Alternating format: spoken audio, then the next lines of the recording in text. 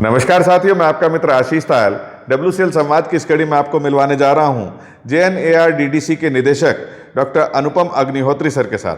Sir, आज के इस कार्यक्रम में हम आपका बहुत बहुत स्वागत करते हैं। नमस्कार सर। JNARDDC किन प्रमुख क्षेत्रों में काम करती है? इस संस्था की प्रमुख पहचान क्या है? नमस्कार। सर्वप्रथम तो मैं WCL संवाद मंच का हार्दिक धन्यवाद देना चाहूँगा हमें ये अवसर देने के लिए। Jawaharlal Nehru aluminium research development and design centre को इस प्लेटफॉर्म पे लाने के लिए, और मैं सोचता हूँ कि ये संवाद JNARDDC और WCL के बीच सहयोग को एक नई गति, ऊर्जा और दिशा देगा। JNARDDC stands for Jawaharlal Nehru aluminium research development and design centre, जो कि 1989 में भारत सरकार और यूनाइटेड नेशंस डेवलपमेंट प्रोग्राम के सहयोग से नागपुर में स्थापित किया गया था। और यह एक ऑटोनमस रिसर्च इंस्टीट्यूट है अंडर मिनिस्ट्री ऑफ माइंस, और जो कि मुख्यतः काम करता है नॉन फेरस मेटल्स और क्रिटिकल मिनरल्स के ऊपर।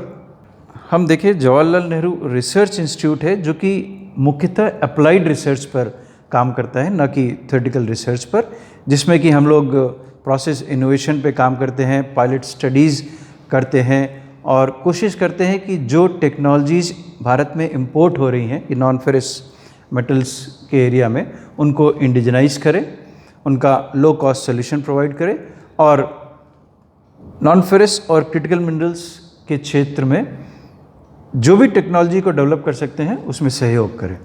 और अगर हमारे कार्यक्षेत्र को देखा जाए तो हम इसको 5 डिफरेंट वर्टिकल्स में डिवाइड कर सकते हैं। सबसे पहला, जैसे मैंने बताया, टेक्नोलॉजी डेवलपमेंट है, जो कि नॉन फेरस मेटल्स के एरिया में है। दूसरा है value addition of industrial waste. ये एक बहुत बड़ा प्रोग्राम हमारे JNARDDC में चल रहा है, जो कि सर्कुलर इकॉनमी को फुलफिल करता है। तीसरा है, जो कि रिसेंटली हमारे खान मंत्रालय ने ऐड किया है, development of technologies for recycling industry, specially non ferrous sector. जब हम बोलते हैं नॉन फेरस सेक्टर्स, तो अभी हम फोकस कर रहे हैं aluminium, copper, lead and zinc. आगे चल के इसको और बढ़ाएंगे।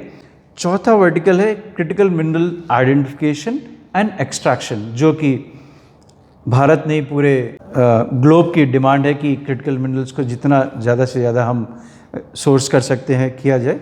ये रिसेंटली हमारे मैंडेट में ऐड हुआ है, और इसमें हम लोग, जैसा कि आपको पता है कि critical minerals generally primary sources नहीं हैं, इनके सेकेंडरी या टर्सरी सोर्सेज होते हैं। तो सबसे इम्पॉर्टेंट चीज़ जो हम लोग इसमें कर रहे हैं, identification of critical minerals in these secondary and tertiary sources.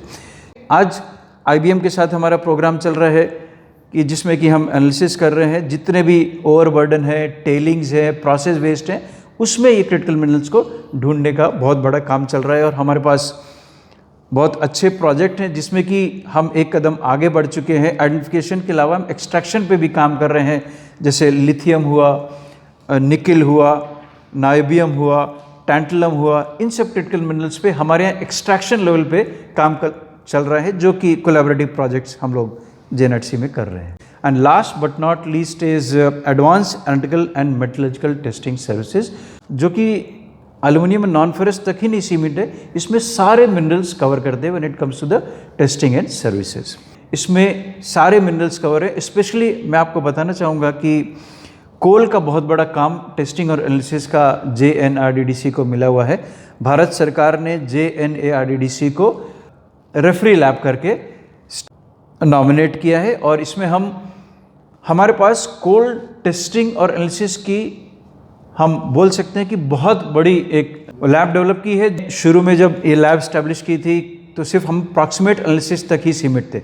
अभी हमने उसको आगे बढ़ाया है, और हम कोशिश कर रहे हैं कि इस रिसर्च एंड डेवलपमेंट एक्टिविटी को हम प्रॉक्सिमेट से आगे चल के अल्टीमेट एनालिसिस और कोल के क्षेत्र में कुछ अनुसंधान हो सकता है, उसके लिए भी हम इसको इस्टेब्लिश कर रहे हैं। JNARDC एक सेक्टर ऑफ एक्सीलेंस के रूप में काम करता है। यह न केवल उद्योग को तकनीकी समाधान या सपोर्ट प्रोवाइड करता है, बल्कि भारत सरकार को पॉलिसी मेकिंग के लिए भी काफ़ी योगदान करता है। जैसे मैं आप कुछ पॉलिसीज़ का मेंशन करूंगा जिसमें JNARDC ने काफ़ी बड़ा रोल, अहम रोल अदा किया है। एक पॉलिसी है national non ferrous scrap recycling policy framework, जो कि आगे आने वाले दिनों में सर्कुलर इकॉनमी में कैसे हम लोग रिसाइकलिंग को एकोमोडेट कर सकते हैं उस पर काम कर रहा है। स्टैंडर्ड्स फॉर रिसाइकलिंग सेक्टर पे भी हमने पॉलिसी बनाई है। ब्यूरो ऑफ एनर्जी एफिशिएंसी जो मिनिस्ट्री ऑफ पावर के अंडर में आता है, उसकी बहुत ही एक सक्सेसफुल स्कीम है जिसको बोलते हैं PAT, perform achieve and trade, जो कि ग्रीन हाउस गैस एमिशंस को रिड्यूस करने के लिए एक बहुत अहम स्टेप है मिनिस्ट्री ऑफ पावर का। Last but not least, we are also working on circular economy framework for aluminium sector. हमारा उद्देश्य है कि भारत को एक स्ट्रैटेजिक मेटल्स और सर्कुलर इकॉनमी के क्षेत्र में आत्मनिर्भर बनाया जाए through sustainable, indigenous and scalable technologies.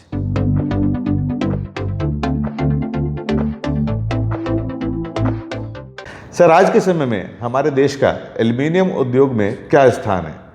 आपके नज़रिए से इस क्षेत्र में देश के आगे बढ़ने की क्या संभावनाएं हैं? मैं आपके सवाल का जवाब देने के पहले कुछ इन्फॉर्मेशन शेयर करूंगा जो काफ़ी इंटरेस्टिंग है। जब हम एल्युमिनियम की बात करते हैं तो एक बड़ा इंटरेस्टिंग फैक्ट है कि जब हम ट्रेनिंग देते हैं, हमारा ट्रेनिंग भी दिया जाता है लोगों को, एल्युमिनियम इंडस्ट्री से हो चाहे किसी और सेक्टर से हो, तो हम उनको एक सवाल पूछते हैं कि धरती पे पाया जाने वाला, सबसे ज़्यादा पाए जाने वाले मेटल का नाम बताओ। वेरी अनफॉर्चुनेटली जो लोग एल्युमिनियम के सेक्टर में भी काम कर रहे हैं वो बोलते हैं आयरन। और मैं आपके साथ शेयर करना चाहूँगा कि धरती पे पाया जाने वाला सबसे ज़्यादा मेटल, उसका नाम है एल्युमिनियम। अर्थ क्रस्ट का करीबन 8% एल्युमिनियम मेटल है। तो ये चीज़ मैं इस संवाद प्लेटफॉर्म के थ्रू लोगों तक पहुंचाना चाहूँगा। और जो एल्युमिनियम मेटल है, हम इसको 3 स्टार मेटल बोलते हैं क्योंकि ये स्ट्रैटेजिक मेटल है। हमारे डिफेंस प्रोडक्शन हो, हमारा ट्रांसपोर्टेशन हो, is highly dependent on aluminium metal. Second, हम इसको बोलते हैं ग्रीन मेटल बोलते हैं, क्योंकि मैं आपको आगे बताऊंगा कि कैसे aluminium is helping us to cut down the greenhouse gas emissions. बहुत बड़ा रोल अदा करता है एल्युमिनियम। थर्ड इज़, हम लोग ने जो अभी एक नया स्टार इसको दिया है, वी कॉल इट, हम इसको बोलते हैं इनफाइनाइट मेटल। आशीष जी, मैं आपको बताना चाहूँगा कि इस मेटल की ये खूबसूरती है कि इसको कितने बार भी रिसाइकिल कर लिया जाए, ये अपनी प्रॉपर्टी को लूज़ नहीं करता है। सो इसीलिए हम इसको इनफाइनाइट मेटल बोलते हैं। तो ये 3 स्टार रेटिंग हमने एल्युमिनियम को दिया हुआ है। और अब भारत का एल्युमिनियम सेक्टर में क्या इम्पोर्टेंस है when it comes to the global standards, मैं आपको बताना चाहूँगा कि भारत दुनिया का 2nd लार्जेस्ट एल्युमिनियम प्रोडक्शन वाला कंट्री है। हम करीबन 4.1 मिलियन टन एल्युमिनियम प्रोड्यूस करते हैं एवरी ईयर, प्राइमरी एल्युमिनियम, और करीबन 2.2 मिलियन प्रोड्यूस करते हैं सेकेंडरी एल्युमिनियम, जो रिसाइकलिंग रूट के थ्रू बनता है। कारण है कि एल्युमिनियम का डिमांड हर सेक्टर में बहुत ज़्यादा है। अगर हम अपने यहाँ देखेंगे तो हमारे मेजर डिमांड आता है इलेक्ट्रिकल सेक्टर से, या आप बोल सकते हैं उसको कोरिलेट कर सकते हैं एनर्जी सेक्टर से। सेकंड जो उसका सबसे बड़ा है वो ट्रांसपोर्टेशन में। देखिए, आज बात हो रही लाइट वेटिंग की। हर गाड़ी को, हर ट्रांसपोर्ट को हमको लाइट वेट करना हो, चाहे वो हवाई जहाज हो, चाहे वो ट्रेन हो, कार हो, बस हो, स्कूटर हो, तो इसमें एल्युमिनियम का बहुत इंपॉर्टेंट रोल प्ले करता है। क्योंकि एल्युमिनियम की एक खास प्रॉपर्टी होती है वेट टू स्ट्रेंथ रेशियो, वो काफ़ी हाई होता है। और तीसरा, पैकेजिंग सेक्टर। पैकेजिंग सेक्टर में आप देखेंगे ये हमारे जो फॉइल्स वगैरह आते हैं, जो पैकिंग होती है, हमारे टेट्रा पैक जो आते हैं, किसी भी प्रोडक्ट की लाइफ बढ़ाने के लिए, उसका शेल्फ लाइफ बढ़ाने के लिए एल्युमिनियम का बहुत बड़ा रोल है। और डिफेंस और रिन्यूएबल एनर्जी में ये, इसलिए हम इसको स्ट्रैटेजिक मेटल कहते हैं, क्योंकि अब देखिए हवाई जहाज से लेके मिसाइल से लेके हर चीज़ को लाइट वेट करना है और उसमें एल्युमिनियम का बहुत बड़ा रोल है। तो मैं बोल सकता हूँ कि aluminium is helping the country towards green transition या नेट ज़ीरो के जो हमारे गोल है, जो भारत सरकार का इंटरनेशनल कमिटमेंट है कि 2070 में the country will become carbon neutral, तो उसमें aluminium is going to play a very important role, बहुत अहम रोल प्ले करने वाला है। और जब बात करेंगे कि एल्यूमिनियम का फ्यूचर क्या है, तो भारत के पास जब एल्यूमिनियम की बात होती है तो India is a right country to produce this metal. मैं इसके बारे में 3 बातें बोलूँगा। जब किसी मेटल को बनाने की बात होती है तो सबसे पहले रॉ मटेरियल चाहिए होता है, दूसरा एनर्जी चाहिए होता है, और तीसरा हमको चाहिए होता है टेक्नोलॉजी। ये तीनों चीज़ें भारत में अवेलेबल हैं। रिसोर्सेज बॉक्साइट इसका और होता है। तो बॉक्साइट हमारा दुनिया में we have fifth largest bauxite deposits in country when we compare globally. करीबन हमारे पास करीबन 3.8 बिलियन टन्स का डिपॉजिट्स है। और दूसरा, aluminium has a very high potential for coming up in this country is कि पर कैपिटा कंजम्पशन। मैं आपको बताना चाहूँगा कि हमारा पर कैपिटा कंजम्पशन बहुत कम है। उसका एक कारण ये भी है कि डिनोमिनेटर में हमारा पॉपुलेशन आता है जो बहुत ज़्यादा है। हमारा पर कैपिटा कंजम्पशन 3 kg पर पर्सन है। अगर आप ऑन एन एवरेज देखेंगे तो दुनिया का average per capita consumption of aluminium 10 kg है, और डेवलप कंट्री का तो 25-30 kg भी गया हुआ है। तो इसको देखते हुए हमको लगता है कि there is very high potential for development of aluminium metal in this country.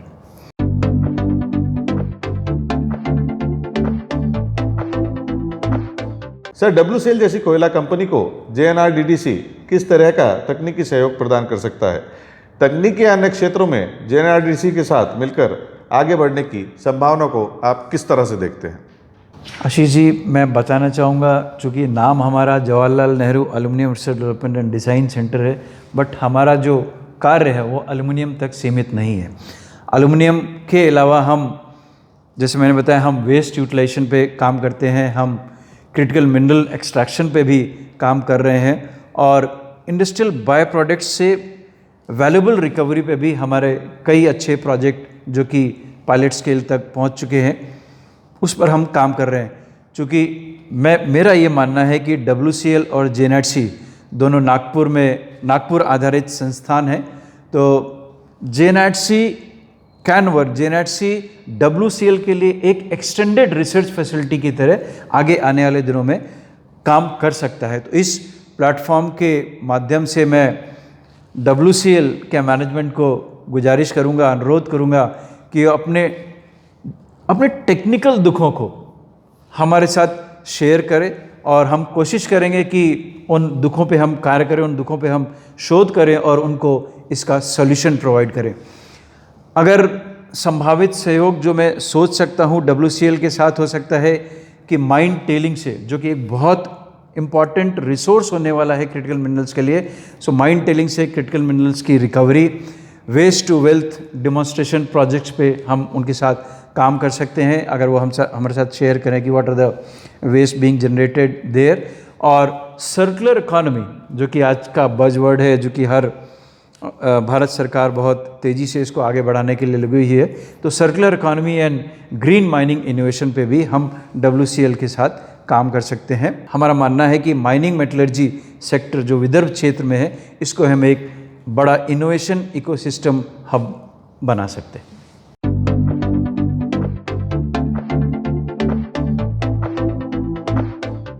Sir, aluminium तथा कोयला उद्योग में पर्यावरण का ध्यान रखते हुए काम करना जरूरी है।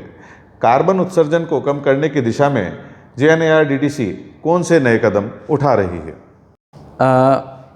ये बात बिल्कुल सही है कि आजकल भारत ही नहीं, पूरा विश्व लगा हुआ है ग्रीन हाउस गैस मिटिगेशन या ग्रीन हाउस गैस एमिशंस को कम करने के लिए। और जैसा आपने सही बोला कि एल्यूमिनियम और कोयला सेक्टर दोनों एनर्जी इंटेंसिव सेक्टर है, तो ग्रीन हाउस गैस एमिशंस थोड़ा ज़्यादा होता है।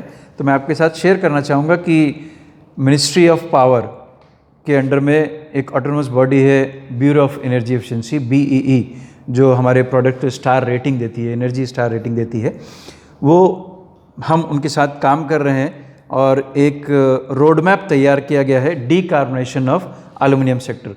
उसमें एक road map decarbonation of coal sector या थर्मल पावर सेक्टर भी है, जिसमें कि हमारा सीधा इन्वॉल्वमेंट नहीं था, बट हमने काम किया है decarbonation of aluminium sector road map में। और जब हम डीकार्बोनेशन या ग्रीन हाउस गैस एमिशंस को कम करने की बात करते हैं तो उसमें बेसिकली 3 मेन वर्टिकल्स है जिस पे काम करना है। सबसे पहला है कि ग्रीन हाउस गैस मिटिगेशंस, जो हमारा एनर्जी सोर्स है, जैसे कि बिल्कुल सही बोला आपने कि एल्युमिनियम और कोयले का थोड़ा क्लोज रिलेशन भी है, क्योंकि हमारे जितने भी एल्युमिनियम प्लांट हैं सब थर्मल पावर बेस्ड प्लांट्स हैं। तो सबसे पहला वर्टिकल आता है कि जो हमारा एनर्जी सोर्स है, जो हमारे जहाँ से हमें एनर्जी मिल रही है, थर्मल पावर प्लांट्स हैं, उनकी ग्रीन हाउस गैस एमिशंस को कैसे कम करना। सेकंड वर्टिकल है कि एल्युमिनियम मेकिंग प्रोसेस में कैसे इम्प्रूवमेंट करें ताकि हमारा एनर्जी रिक्वायरमेंट कम हो। तीसरा है रिसाइकलिंग को कैसे बढ़ावा दिया जाए ताकि हम जो मेटल प्राइमरी के थ्रू सोर्स कर रहे हैं वो सेकेंडरी के थ्रू करें, क्योंकि जब हम एल्युमिनियम को रिसाइकलिंग करते हैं तो मैं आपके साथ शेयर करना चाहता हूँ और इस प्लेटफॉर्म के थ्रू लोगों को भी बताना चाहता हूँ, जब हम रिसाइकिल करते हैं मेटल को तो हमें सिर्फ 5% एनर्जी लगती है जो हमें प्राइमरी एल्युमिनियम बनाने के लिए लगती है, और एनवायरनमेंट पॉल्यूशन सिर्फ 8% के आसपास होता है। तो भविष्य में ऐसा बोला जाता है कि हम एल्युमिनियम मेटल करीबन 2050 में करीबन 50% of aluminium will be source through recycling route. अब जेएनआरसी बाकी 2 वर्टिकल्स पे काम कर रही है, प्रोसेस इंप्रूवमेंट और रिसाइकलिंग। तो प्रोसेस इंप्रूवमेंट पे हम देख रहे हैं कि हम कैसे नई से नई टेक्नोलॉजी डेवलप कर सकें। हमने 1-2 इंस्ट्रूमेंट्स भी डेवलप किए हैं एल्युमिनियम इंडस्ट्री के लिए जो कि हेल्प करेंगे उनकी एनर्जी कंजम्पशन को कम करने के लिए। फिर हम एल्युमिनियम वेस्ट रिसाइकलिंग, हमारे पास आज की तारीख में जो भी वेस्ट एल्युमिनियम इंडस्ट्री से निकलता है उसका सोल्यूशन है, टेक्नोलॉजिकल सोल्यूशन है, हमारे पास पेटेंट टेक्नोलॉजीज़ हैं। So this will also help in mitigating the greenhouse gas emissions. Then alternative fuels पे भी हम काम कर रहे हैं। एक वेस्ट है स्पेंट पॉट लाइनिंग, जो कि जिसमें कि कार्बन की मात्रा बहुत होती है, हमने उसको कन्वर्ट किया है एनर्जी फीड स्टॉक में। और इसके अतिरिक्त हम रिसाइकलिंग यूनिट्स को कार्बन फुटप्रिंट कैलकुलेट करने के लिए भी हेल्प कर रहे हैं। एल्युमिनियम रिसाइकलिंग इंडस्ट्री को कैसे फॉर्मल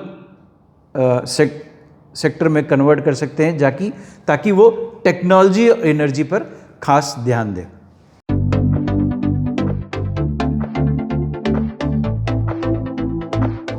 सर, आज के दौर में रिसाइकलिंग तथा सर्कुलर इकोनॉमी की बात बड़े जोर शोर से हो रही है। इस क्षेत्र में जेएनआरडीडीसी द्वारा किन विशेष पहलों पर काम किया जा रहा है, इसके बारे में हमारे दर्शकों को अवगत कराएं।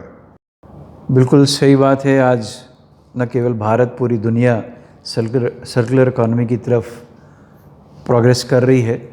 तो क्योंकि अब समय आ गया है आशीष जी, ये न केवल भारत को रियलाइज़ हुआ है, पूरी दुनिया को रियलाइज़ हुआ है कि हम लीनियर इकोनॉमी में बहुत ज़्यादा सस्टेन नहीं कर सकते। मैं आपको एक छोटा सा एग्जांपल देता हूँ कि लीनियर इकोनॉमी बात करती है कि धरती से लो टेक, मेक एंड वेस्ट, आप वेस्ट कर देते हैं। सर्कुलर इकोनॉमी करती है कि कुछ भी वेस्ट नहीं होगा, वो वापस सर्किट में आएगा। जैसे पहले कॉन्सेप्ट होता था कि हम लाइफ साइकिल असेसमेंट करते थे, तो हमारा कॉन्सेप्ट होता था क्रेडल टू ग्रेव, पैदा होने से मरने तक। अभी कॉन्सेप्ट आ गया है क्रेडल टू क्रेडल, पैदा होने से पैदा होने तक। हाँ, तो दैट इज सर्कुलर इकोनॉमी। और मैं एक बड़ी अच्छी रिपोर्ट पढ़ रहा था जिसमें बोला गया है कि अगर हम लीनियर इकोनॉमी में ही, हम नहीं पूरी दुनिया अगर लीनियर इकोनॉमी में ही चलते रही तो भारत जैसे देश को 2050 तक 0.9 अर्थ के रिसोर्सेज लगेंगे। यूरोप, अमेरिका जैसे देशों को 2050 तक 1 नहीं 3 से 4 अर्थ के रिसोर्सेज लगेंगे। तो इट्स अ हाई टाइम कि हम लीनियर से सर्कुलर इकोनॉमी की तरफ कन्वर्ट हो। तो हमने एक ज़ीरो वेस्ट कॉन्सेप्ट पे हम काम कर रहे हैं। हर वेस्ट को, एल्युमिनियम इंडस्ट्री के हर वेस्ट को हमने वैल्यू एडिशन किया हुआ है, उसको किसी यूज़फुल प्रोडक्ट में कन्वर्ट किया हुआ है। और हम कोशिश ये कर रहे हैं, चाहे प्राइमरी हो चाहे सेकेंडरी हो, किसी भी इंडस्ट्री से वेस्ट निकले नहीं। और फाइनल अल्टीमेट ये में कि nothing should go to the landfill. Landfill में कोई भी वेस्ट जाना नहीं चाहिए, उसके पहले उसको किसी इम्पॉर्टेंट उसमें कन्वर्ट कर लेना चाहिए। तो अब चूँकि आप WCL से हैं, WCL का ये संवाद मंच है, मैं बताना चाहूँगा कि हमने कोल फ्लाई ऐश को हाई प्योर सिलिकॉन में कन्वर्ट किया है, जिसकी की प्योरिटी 4N है, 99.9 है। और इसको हमने न केवल लैब स्केल, पायलट स्केल पे डेमोन्स्ट्रेट किया है, बल्कि हमने इसको एक स्टार्टअप में भी कन्वर्ट कर दिया है। तो ये एक बहुत ज्वलनशील प्रॉब्लम थी कोल इंडस्ट्री की, इनफैक्ट थर्मल पावर इंडस्ट्री की, तो हमने कन्वर्ट की। इसके अलावा हमारे पास low cost solutions to convert fly ash into geopolymer bricks या कंस्ट्रक्शन मटेरियल में कन्वर्ट करने के लिए है। और मैं आपके साथ बताना चाहूँगा कि हमारा कोल मिनिस्ट्री के साथ भी 2 प्रोजेक्ट चल रहे हैं, जिसमें कि कोल ओवरबर्डन को हम कंस्ट्रक्शन इंडस्ट्री के प्रोडक्ट में कन्वर्ट कर रहे हैं। हमारा जो कॉन्सेप्ट कि no waste should go for the landfill, और सर्कुलर इकॉनमी में एक और कदम हमारे खान मंत्रालय ने बढ़ाया है कि JNRC को as a national recycling promotion division करके प्रमोट किया है, जिसमें कि हम पैन इंडिया रिसाइकलिंग को इनकरेज करेंगे, और जिसमें कि हम एक बहुत बड़ा non ferrous recycling demonstration plant ला रहे हैं, जो कि हमारे प्रेमाइसेस में ही हो रहा है, जिसमें कि हम रिसाइकलिंग इंडस्ट्री को स्किल डेवलपमेंट के लिए यूज़ करेंगे, वेरियस टेक्नोलॉजीज़ को प्रोपोगेट करने के लिए यूज़ करेंगे। हमारे रिसाइकलर्स जो कि आज प्रिमिटिव टेक्नोलॉजी यूज़ कर रहे हैं, उनको लेटेस्ट से लेटेस्ट टेक्नोलॉजी के बारे में बताएंगे और उनको सपोर्ट करेंगे। It will be kind of a hand holding for them to transit from informal to formal sector to help the initiatives of Government of India's in circular economy.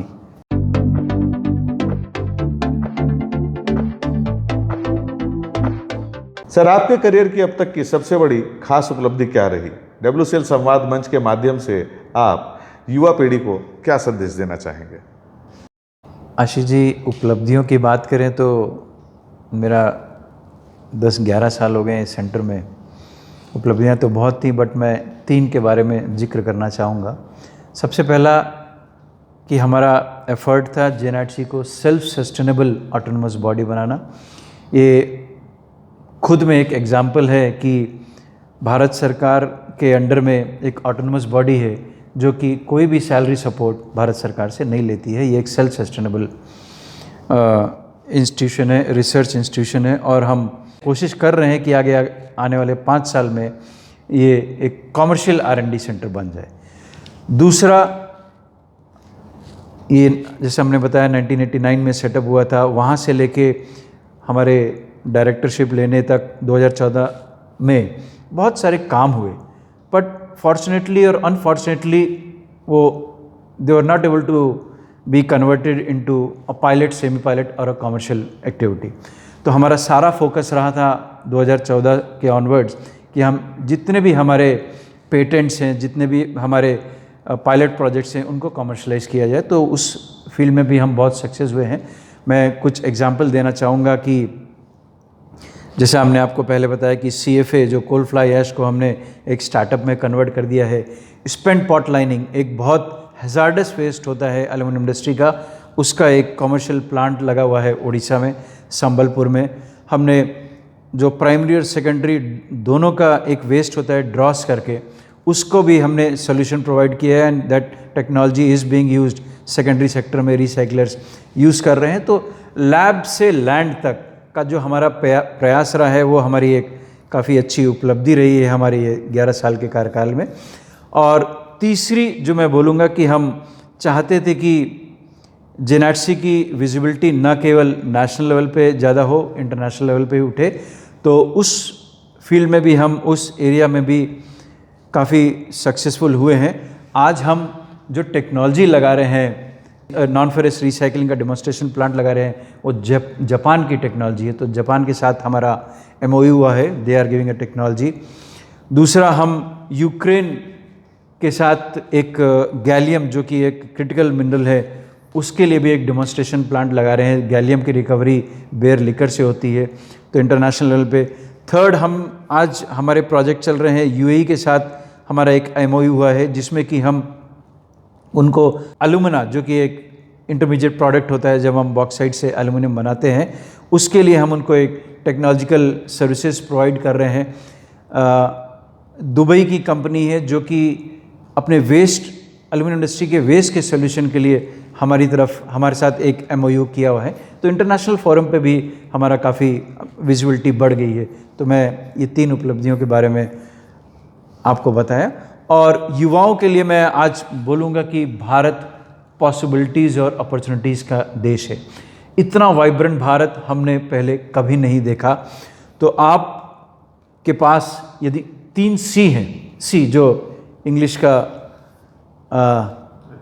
Alphabet है, creativity, curiosity and commitment, तो आप ज़रूर successful होंगे। किसी भी area में हो, किसी भी सेक्टर में काम कर रहे हो, तो आप अगर ये 3 C रखते हैं अपने पास, तो you will be a success story. तो बोलते हैं ना कि if you have options choose the best, if not do your best.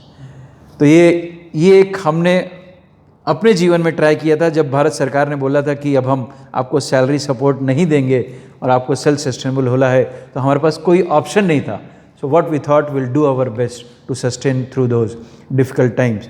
और मेरा प्रैक्टिकल शेयर करना चाहूँगा एक्सपीरियंस की मेहनत कभी व्यर्थ नहीं जाती। ये मैं किताब की लाइन नहीं बोल रहा हूँ, ये मैंने खुद के जीवन का एक्सपीरियंस बोल रहा हूँ कि मेहनत आज नहीं तो कल, कल नहीं तो परसों, it will pay you back.